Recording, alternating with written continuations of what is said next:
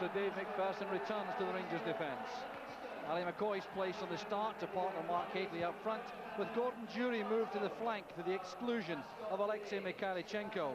In goal, it's comeback match number 5 for Andy Gorham after his 9-month injury absence.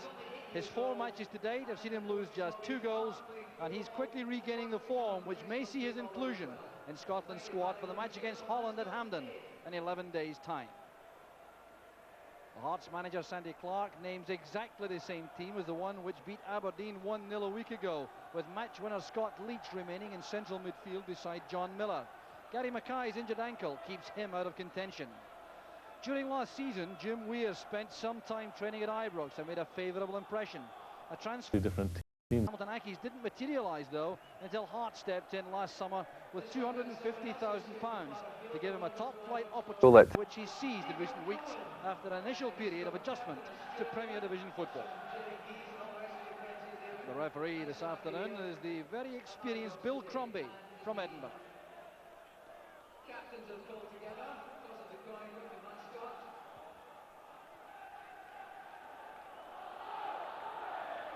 So Hearts start the match looking to avenge last season's semi-final defeat against Rangers by 2-1, and they come into this match with lots of confidence after 3 straight away wins against Hibs, Dundee and Aberdeen. Up facing Rangers, who are in a marvellous spell of form. 6 straight wins since 2 draws in a row, so they are very much the form team in the country just now, and they have sorted out the defensive formation now with Dave McPherson moving into the right back position vacated by Gary Stevens. Goff and Brown in central defence, David Roberts at left back. The header there by Goff. That's John Miller. Foster going through very quickly, forcing McPherson to hurry. That's very awkward indeed. The header attempted by John Brown. Gorham had his body behind that, but some confusion created in the Rangers defence there. That'll give encouragement to Hearts. But they have to face a free kick here, the Rangers, which Ferguson wants to take quickly. McPherson did a good job there in defence a moment ago with the attack. That was overhit. They're trying to turn it back from the byline. So there was Foster putting pressure on. McPherson did well. Gorham and Brown showing some uncertainty there. Brown tried the headed pass back.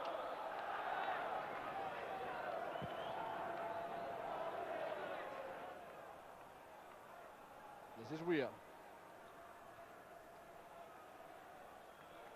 Constant hurry with the throw, trying to release Cahoon, who hasn't yet forced his way into the match. Potential match winner.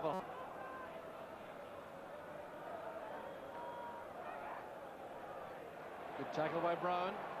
That's Hateley. Good layoff by Jury into the path of McPherson. McCoy goes wide, followed by his shadow, Neil Berry. Playing that to the left foot of Henry Smith, which is his natural favourite. McCoy again looking for Jury. A chance is on! And the linesman's flag stayed down to the annoyance there of Henry Smith and the Hearts defenders. It was a genuine chance there. And there's trouble here for Tosh McKinlay. He called over by the referee as McCoy sent that forward. Jury there going in between the 2 defenders, Lavina McLaren, to shoot the ball wide. And Tosh McKinlay now being warned by the referee for an outburst towards the linesman, who did not flag for offside, although in that replay it looked as though the linesman was perfectly correct.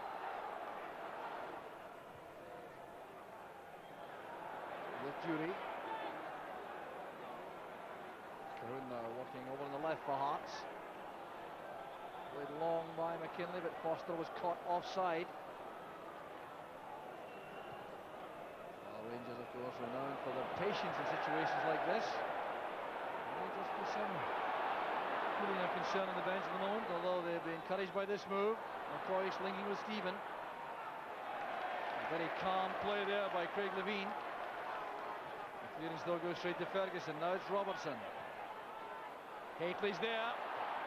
Header on. There was handball used there. A hand was used.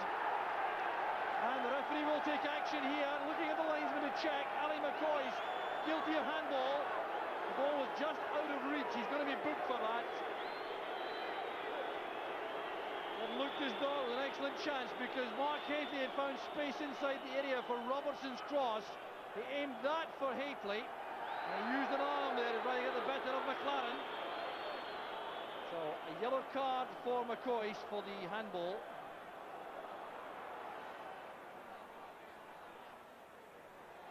Good off by Johnston. Ferguson wins it back for Rangers with some strong defensive play.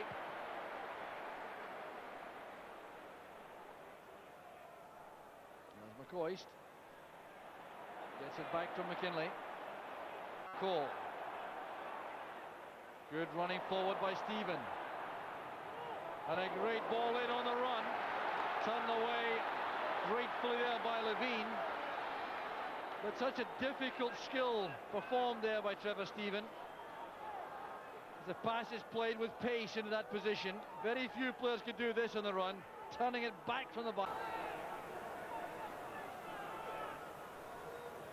Stevens' corner. The header came from Hateley, diving in bravely. Among a sea of legs there, Hateley. Totally oblivious to his own safety, and that could have been troublesome. You'll see him diving in here through a forest of legs.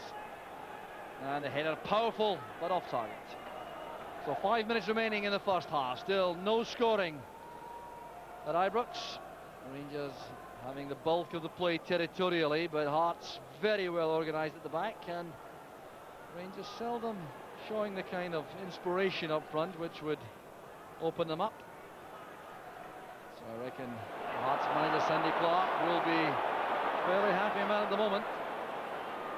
Happier still to see Hearts coming forward like this late in the first half. Here's Foster through the legs of Stephen for Johnston. Jim Weir free in the right, playing it in low, and a good effort there on the turn by Foster. That was good play by Hearts, getting players forward purposefully.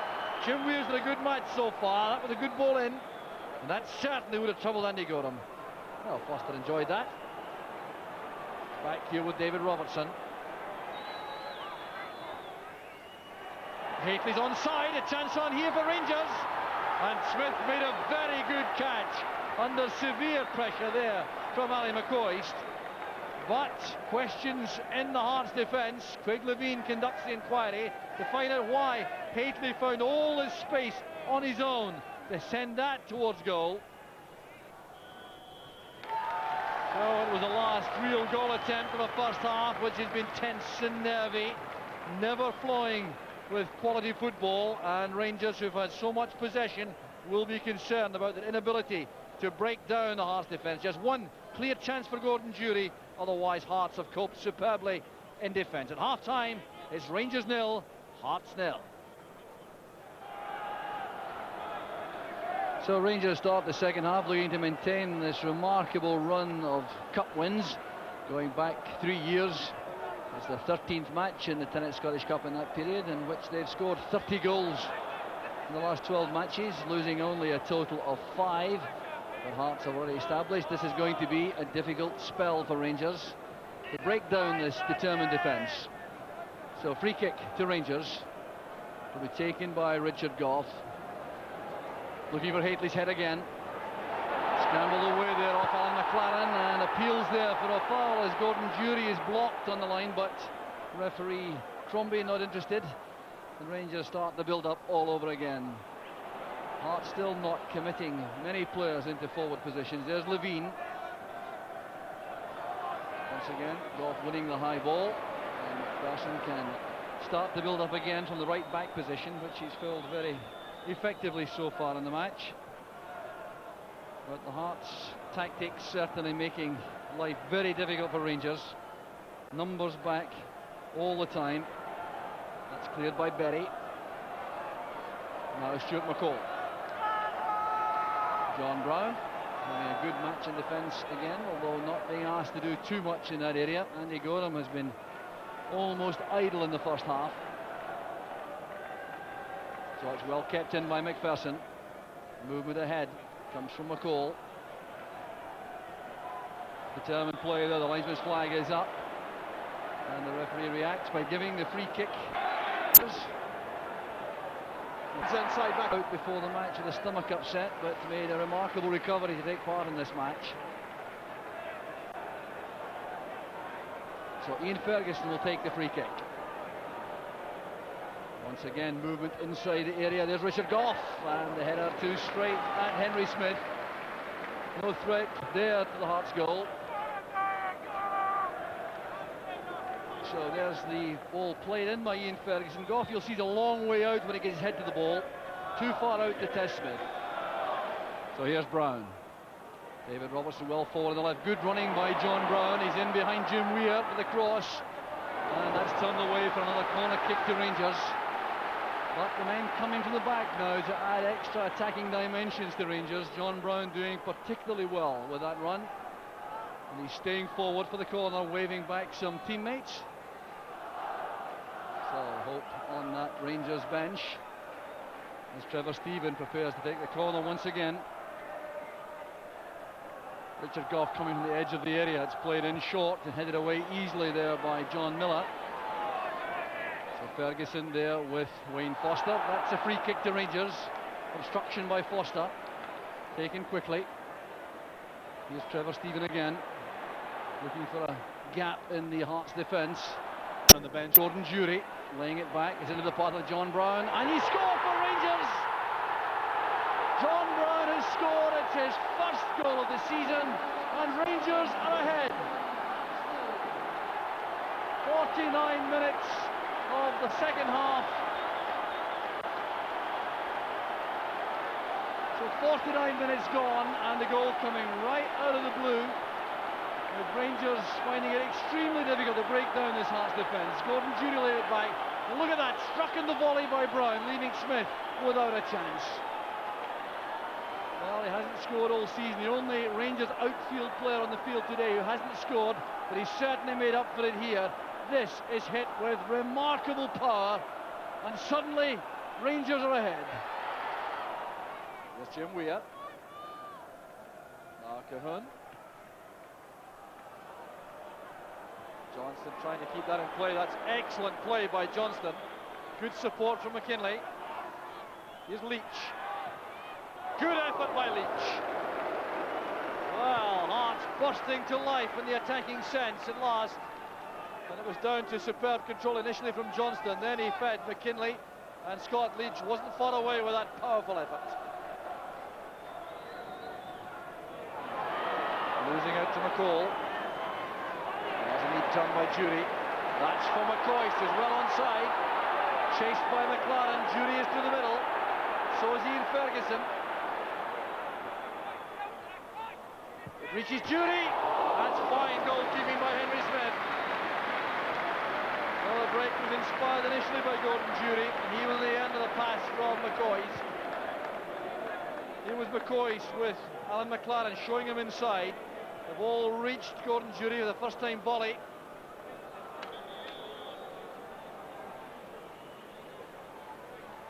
So the player coming off for Rangers is Annie McCoist, who's found the going very tough indeed this afternoon. Continues his comeback trail. The replacement is Mikhalichenko, which means I think that Jury will play straight through the middle beside Haitley. McCoist's place. Trevor Stephen, I fancy, will switch to the Rangers' right. This is John Miller. Holding off McCall well. Now Foster. Miller again. Covering player was Brown, but this again is Miller for Hearts. Enjoying more possession here, Hearts. Getting players forward. Foster free out on the right. A good cross, just too high for Robertson. Well, that's encouraged the Hearts supporters behind that goal. McKinley, and they're queuing up there for Hearts. Leach was there, Robertson was there, John Miller was there, and Wayne Foster also. None of them can get to this. And Gorham did well with an excellent punch and the pressure from Miller. McKinley's pass is a very good one indeed. Leach, Foster.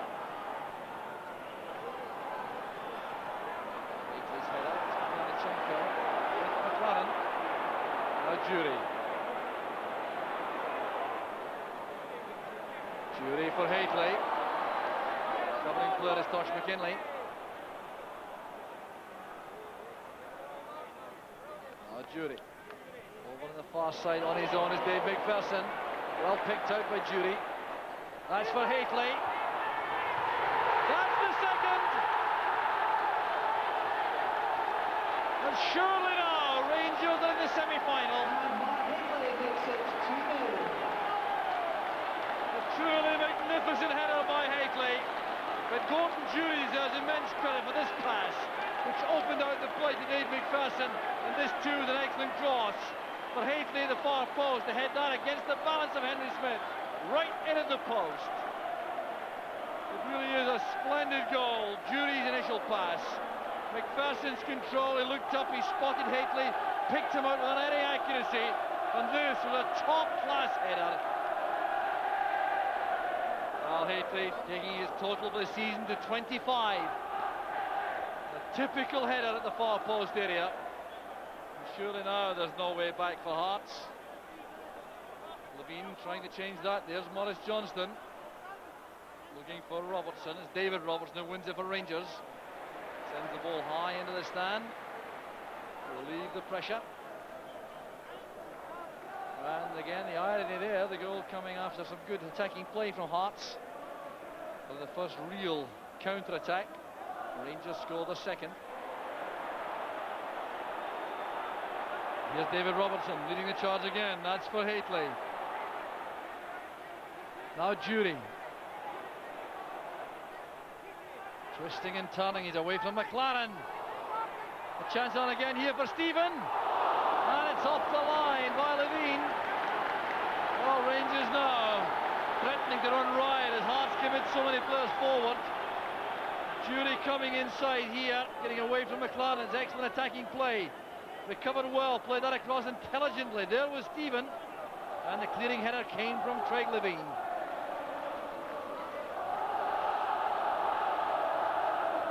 Stephen. Haitley getting up well again. Scrambled away by Gary Locke as far as Foster.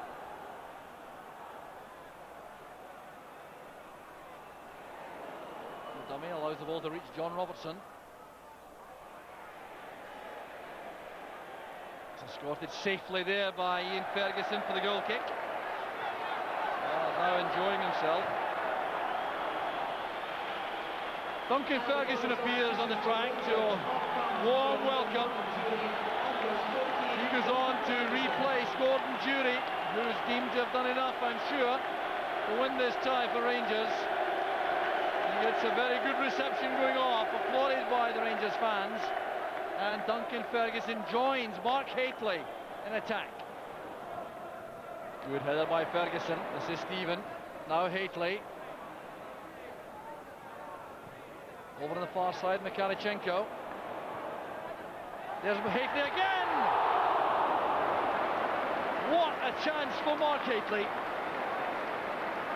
All the time and space in the world there. And if you wanted to put your money in a striker to score this one, you'd put your money in Haitley, but somehow the skidding ball came off the outside of the post. But he's involved in the build-up, and there for the finish. And the final whistle goes. Rangers comfortably through to the semi-final, the Tennant Scottish Cup, and it was the man named man of the match which set them on the way, John Brown, with that stunning volley from 25 yards in the 49th minute, which Henry Smith couldn't keep out. That opened up the match. Red Hearts' defensive policy was then breached again, with Mark Haitley scoring a fine header in 74 minutes. The match really was never in doubt from the moment Brown opened the scoring, and Hearts were unable to step up the pace to get back as an attacking force. So Rangers through without being a vintage performance, a performance which was thoroughly satisfactory. And there in the semi-final, it's Rangers 2, Hearts 0. Walter, the treble is still on. What about that draw against Kilmarnock for the semi-final, first of all? Well, this is the third semi-final in a row for us, and they've all been tough matches, and Kilmarnock have beaten us at Ibrox this season, and we've got the better of them in the next two league games. but they've all been very tight, and it's not been until the latter stages of each game that we've got themselves in front in the last couple of games. So another tight game for us. John, with your greatest fan, your daughter Lauren, and a Man of the Match award, tell us about the goal. Early in the second half, Chuck, the ball just came to us, and I gave Gordon Jury a shout. He got out of the way, I've just hit it, and it was fortunate it was a sweet strike, and I just caught the corner of the net. And was that the intention? Were you aiming for the corner or just having a blind shot at goal somewhere? Well, I thought if I can get one in target, I thought it was round about that area that I might be in with a shout, but it was more hope than anything. It's fortunate it went in. Was there a big sense of relief after the first half difficulties to break down Hearts? I think getting a goal, yeah. We felt as though if we can get one, then we can go on and dominate, which I felt we did. I think the first half, Hearts maybe had about 2 half chances, first chance in about 38 minutes, so we felt as though if we can get a goal early second half, then the boys might relax and we could go on to get a